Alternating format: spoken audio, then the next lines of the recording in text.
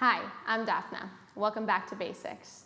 Today we'll be focusing on Warrior I or Virabhadrasana I, a pose that you probably find often in pretty much any class you go to, whether it be Ashtanga, Hatha, or even Vinyasa.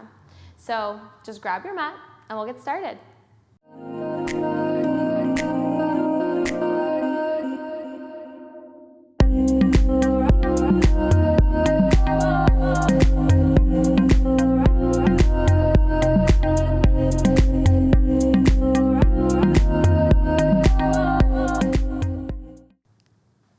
So as I mentioned, we're meeting in Warrior I today.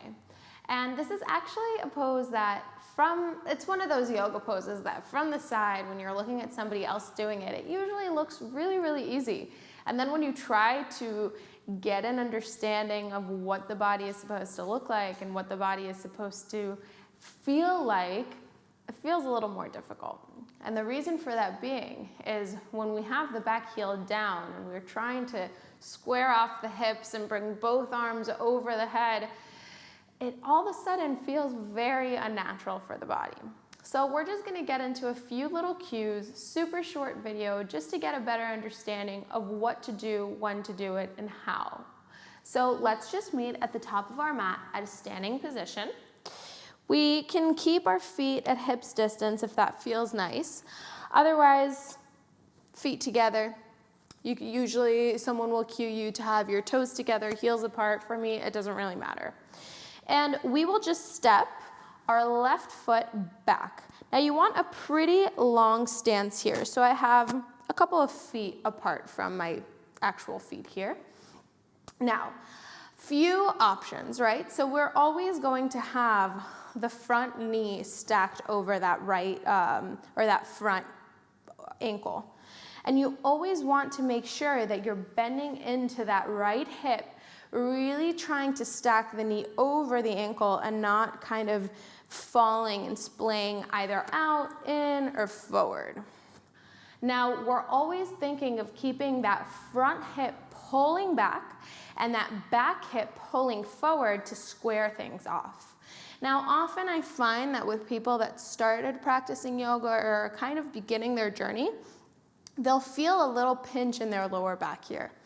It's not a problem. If you do feel that, lift that back heel and then come into kind of like a high lunge or more so a crescent lunge. From here, we're keeping that back foot at 45 degrees. As I said, we're squaring off the hips.